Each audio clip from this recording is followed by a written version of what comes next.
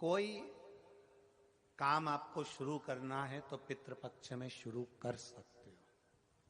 उसमें देवता और पितर दोनों का वर रहता है, दोनों का वर।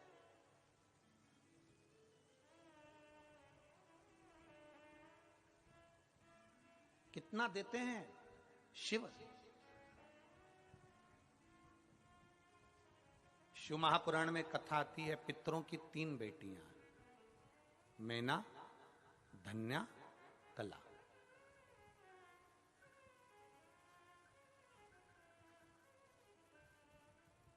मैना के सुंदर आनंद में पार्वती जी है, धन्या सुनैना बनी जिनकी गोद में माता सीता जी खेले, कला कीर्ति बनी जिनकी गोद में राधा जी खेली। पितरों की 3 बेटी।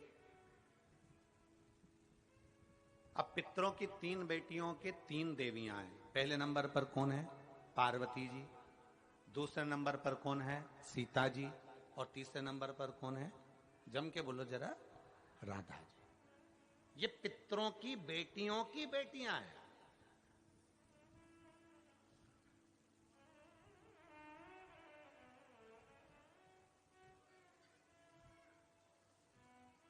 अगर पितृपक्ष बेकार होता, श्राद्ध पक्ष अगर बेकार होता, तो इन 3 देवियों का नाम उच्चारण करने से जीव कैसे पार हो जाता है? जरा विचार तो करो कि हमारे यहां गौरी शंकर, सीताराम सीताराम, राधे श्याम, राधे श्याम, राधे श्याम उच्चारण करा जाता है। राधा का नाम स्मरण किया, सीता का नाम स्मरण किया, पार्वती जी के नाम का स्मरण किया, पार्वती जी के नाम का स्मरण किया। कैसे पार उतर सकता है? बस पितृपक्ष में एक काम चालू करो। पितृपक्ष में बन सके गौ माता को रोटी दो, पितृपक्ष में बन सके गौ माता को जल दो, पितृपक्ष में बन सके तो भूखे को भोजन कराओ, प्यासे को पानी पिलाओ। पितृपक्ष में बन सके, तुम्हें किसी ने कह दिया, कोई विद्वान ने तुम्हें बता दिया कि तुम्हारे पितृ दोष है, तुम्हारे घर में काल सर्प दोष है, तुम्हारे घर में ऐसा दोष है, तो एक काम चालू करो। 16 दिन श्राद्ध के 1 चावल का दाना देवाधिदेव महादेव के शिवलिंग पर समर्पित करो, दूसरा चावल का दाना अशोक सुंदरी की जगह पर समर्पित करो, और 1 लोटा जल पहले अशोक सुंदरी वाली जगह पर थोड़ा सा चढ़ाओ, उसके बाद शंकर भगवान को उस जल को अर्पित करो। अपना गोत्र बोलकर, अपने पितरों का स्मरण कर कर आपका पितृ दोष अपने आप शांत हो जाएगा, दोष मिट जाएगा, आपका पितृ दोष शांत, आपका दोष समाप्त। जम के बोलो जरा, आवाज नहीं आई, जम के बोलो जरा, अशोक सुंदरी की जगह। और फिर जल कहां चढ़ाना है? शिवलिंग के ऊपर। शंकर बाबा को क्या बोलकर? अपना गोत्र। जिसको गोत्र नहीं मालूम उसको एक चीज मालूम होना चाहिए, शंकर का नाम। श्री शिवाय नमस्तुभ्यम, ओम नमः शिवाय, नमः शिवाय, गौरी शंकर, शिव का जल समर्पित करो। पितृपक्ष में आज कितनी प्रसन्नता है, कितनी प्रसन्नता। मैं इस संपूर्ण समिति को धन्यवाद दे रहा हूं, संपूर्ण समिति, मैं पूरी समिति को, मैं लाखोटिया जी आपको भी धन्यवाद देता हूं, और पूरी समिति को धन्यवाद दे रहा हूं कि आज इतने वनवासी क्षेत्र के ना जाने कितने भक्त जो नहीं जा पाए, उनको यह कथा सुनने को मिल रही है, और उनके लिए जो भोजन भंडारे की व्यवस्था भी करी गई है, तो शिव तत्व की प्राप्ति है श्राद्ध पक्ष में। और आज हमारी विठलेश सेवा समिति कुबेरेश्वर धाम भी आज आनंद का विषय जानता है कि ये भोजन भंडारा, थोड़ा बहुत भंडारे का क्रम जो चलवा रहे हैं 5 दिन तक, उसका एक आनंद है। और आप सब जितना आस्था चैनल पर श्रवण कर रहे हो, आपको धन्यवाद है, जो आपका सहयोग इस कथा के अंतर्गत मिल रहा है। सबको साधुवाद। आपका एक अंश मात्र, एक अन्न का दाना भी अगर कहीं मिल रहा है, तो उसका फल आपको प्राप्त हो। और किस क्षेत्र के लिए दे रहे हो, कहां दे रहे हो, जरा विचार करिए। एक विश्वास के साथ करो, भजन भजन के साथ, आनंद भरोसे के साथ करिए।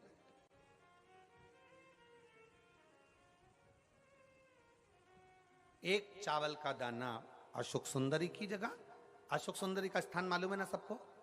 बोलो बोलो, जम के बोलो जरा, सबको मालूम है ना?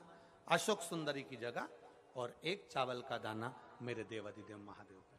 कोई कितना भी कह दे। अब किसी ने एक बात पूछी, एक बेटी ने एक बात लिखी है इसमें, एक पत्र लिखा, उसने पत्र में लिखा कि गुरुजी, शिवालय मंदिर समय किससे पूछा जाए? फिर निवेदन करूंगा, कहीं जाना हो, कोई काम करना हो तो विद्वान से समय पूछो, पर मेरे शंकर के मंदिर जाना है तो विद्वान से नहीं, मन से पूछकर शिव के पास चले जाओ। शुभ कार्य के लिए जाना है तो विद्वान से पूछो, कोई कार्य के लिए जाना है तो विद्वान से पूछो, कहीं जाना है तो विद्वान से पूछो, हम मना नहीं करेंगे। पर शंकर के पास जाना है, शिव पुराण में जाना है, शंकर के शिवालय जाना है, शिव के मंदिर जाना है, एक लोटा जल चढ़ाने जाना है, किसी से पूछने की जरूरत नहीं, अपने मन से पूछो, अपने मन से पूछो कि मुझे शिव के पास जाना।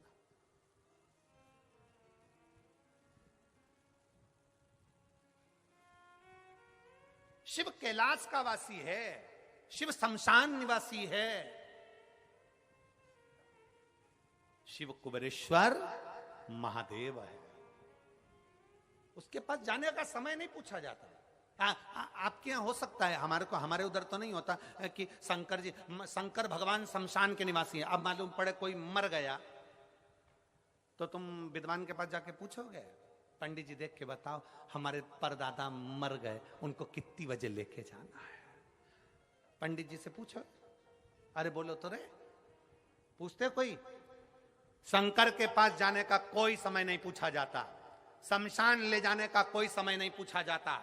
जन्म का समय पूछ लेंगे, शादी का समय पूछ लेंगे, घर का समय पूछ लेंगे, सारा समय पूछ लेंगे, पर मेरे काल अधिपति महाकाल के पास जाने का कोई समय नहीं पूछता। उसके पास तो वो बुलाता है तब जाना ही पड़ता है। वो जब बुलाएगा तुम्हें जा। ये बेटी ने पत्र में लिखा है, देखो,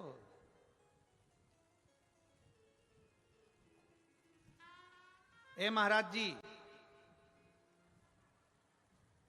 मेरा नाम अंजलि साहू है, मैं बालोदा जिले की रहने वाली हूं, आपसे प्रश्न करने के लिए आई हूं। धन्यवाद बेटी को, साधुता है बेटी को, मेरा बहुत बहुत साधुता। ए महाराज जी,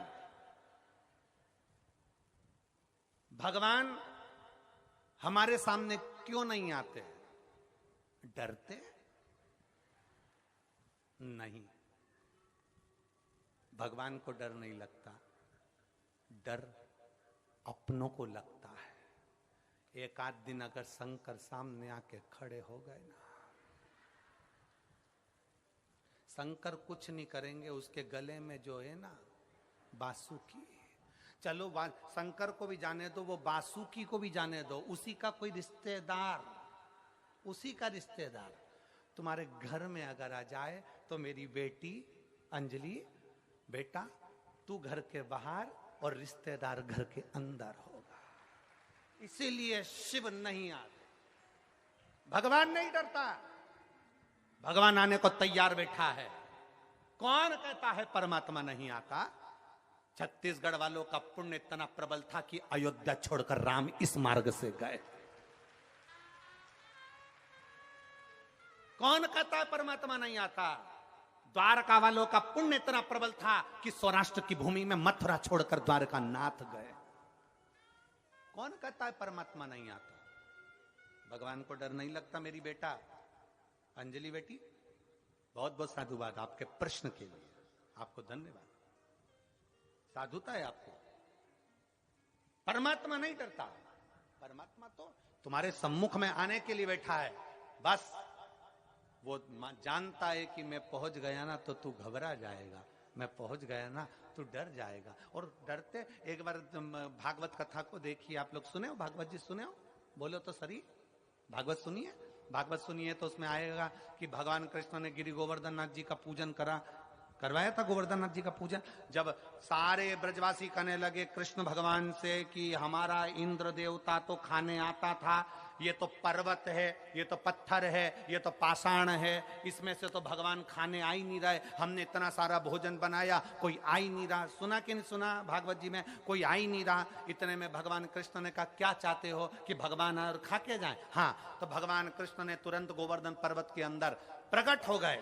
गिरिराज बाबा प्रकट हुए, हजारों हाथ करे और सारा खाना चालू कर दिया। जितना लाए थे ब्रजवासी सब खा गए। अब जितने लोग बैठे थे सब सिर पे पल्लू लेके बात कर रहे, हमारा इंद्र देवता तो थोड़ा छोड़ के भी जाता था, ये तो पूरे खा गया, ये तो पूरे खा गया। भगवान नहीं खाए तो दिक्कत, और भगवान खा जाए तो दिक्कत। अब सब बात कर रहे हैं, अरे इंद्र देवता तो थोड़ा छोड़ते थे, ये तो पूरा के पूरे खा गया, ये तो पूरा के पूरा खा गया। तब भगवान कृष्ण ने हाथ जोड़कर कहा गोवर्धन बाबा थोड़ा सा इन ब्रजवासियों के लिए प्रसाद छोड़ दो। तब भगवान गोवर्धन नाथ जी ने प्रसाद छोड़ा और कह दिया सुनो कृष्ण, इन ब्रजवासियों ने मुझे खाने से रोका, इसलिए आज के बाद मैं किसी के सामने खाने नहीं आऊंगा, केवल भाव से खाकर जाऊंगा, केवल भाव से। अब किसी ने पूछा भगवान गुरु जी कि भगवान भाव से खाते हैं, ये कैसे मालूम पड़ेगा? तो मेरी जीजी और जितनी बैठी हैं, आज शाम को जाके प्रैक्टिकल करो, घर में सत्यनारायण भगवान की कथा करो। सत्यनारायण भगवान की कथा में पंजेरी सेको, पंजेरी जानते हो? आटा सेक के शक्कर मिला के और पंचामृत बनाओ, दही दूध सब मिला के पंचामृत। एक कटोरी पंजेरी और एक कटोरी पंचामृत अलग रख दो फ्रिज के ऊपर, और एक कटोरी पंजेरी और पंचामृत सत्यनारायण भगवान के सामने रख दो। पूरी कथा सुनना, आरती करना, पूजन करना और पंजेरी खाकर देखना। फिर फ्रिज के ऊपर जो रख के आई थी उसको खाकर देखना, दोनों में स्वाद अंतर आएगा। जो पत्तन भगवान के सामने रखी उसका स्वाद बढ़ जाएगा। और जाने दो, नवरात्रे आ रहे हैं, 16 दिन जाएंगे, श्राद्ध के नवरात्रे आ जाएंगे। तुम्हारे घर में आलू की सब्जी बनाओ, तुम्हारे घर में सब्जी बनाओ, तुम्हारे घर में पूड़ी बनाओ, तुम्हारे घर में हलवा बनाओ, तुम्हारे घर में खीर बनाओ, और एक बार भंडारे में जाकर कद्दू की सब्जी और मोटी मोटी पूड़ी खाकर आओ। जो घर में स्वाद नहीं आएगा वो भंडारे में आएगा। घर में जाके खिचड़ी बनाओ, घर में जाकर दाल चावल सब्जी चावल बनाओ, और एक बार कुबेरेश्वर महादेव का जो भंडारा चलता है उस भंडारे की थोड़ी सी खिचड़ी मुंह में खाकर देखना, तुम्हें ऐसा लगेगा जैसे कर्मा बाई ने अपने हाथों से खिचड़ी बनाकर मेरे सांवरिया को खिलाया होगा। भाव का भगवान भूखा है। भगवान तुम्हारे धन दौलत से, अगर भगवान ये खाने आता रहता तो तुम में से एक भी लड्डू का भोग ही नहीं लगाता। गणेश जी अगर खाने आते तो लड्डू का भोग, मोदक का भोग सब भूल जाते। शंकर जी खाने आते तो कोई शंकर जी को भोग नहीं लगाता। भगवान तो भाव का भूखा है, प्रेम बसाता है, और प्रेम के बसाता है तो सब पाकर चले जाता है। ये प्रेम ही तो है आपका, इसमें ही है तो आपका।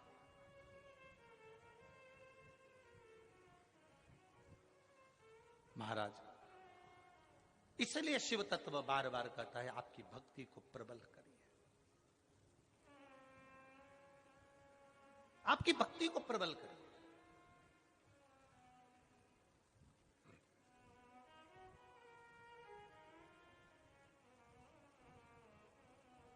एक पत्र में अंजलि बेटी ने एक प्रश्न और लिखा है, ए गुरु जी, अभी पत्र लिख रही कि डरा रही है। ए गुरु जी, तालाब या नदी के पानी को शंकर भगवान पे चढ़ाना चाहिए कि नहीं चढ़ाना चाहिए? तालाब और नदी के पानी को चढ़ाना चाहिए क्योंकि उसमें सब नहाते हैं, तो हम चढ़ाएं कि ना चढ़ाएं? तो मेरा अंजलि बेटी आपसे निवेदन, एक बेटी कहाँ है ये, इसको बुलाऊं जरा, कहाँ बैठी है? हाथ हिला जरा बेटा। अंजलि बेटी कहाँ बैठी बेटा? हाथ हिलाओ जरा। कहीं दिखी नहीं मेरे को, टीवी पे नहीं दिख रही। हाँ दिख गई बेटा, आजा, एक बेलपत्र लेकर जा, आजा आजा। ए गुरुजी, तेरा ये शब्द नहीं भूलूंगा हो। ए गुरुजी, तालाब नदी का पानी शंकर को चढ़ाना चाहिए कि नहीं चढ़ाना चाहिए? क्योंकि उसमें सब नहाते हैं, सब तरह के लोग होते हैं, सब तरह के लोग नहाते हैं, तो वो पानी हम चढ़ाएं ना चढ़ाएं? मेरा अंजलि बेटी से निवेदन है, कि स्मरण में लेकर आओ, अग्नि, वायु, जल, पृथ्वी, आकाश, ये 5 कभी अशुद्ध नहीं होते, ये शुद्ध की शुद्ध रहते हैं। पृथ्वी जिस पर तुमने गंदगी करी है, पृथ्वी कभी अशुद्ध नहीं होती।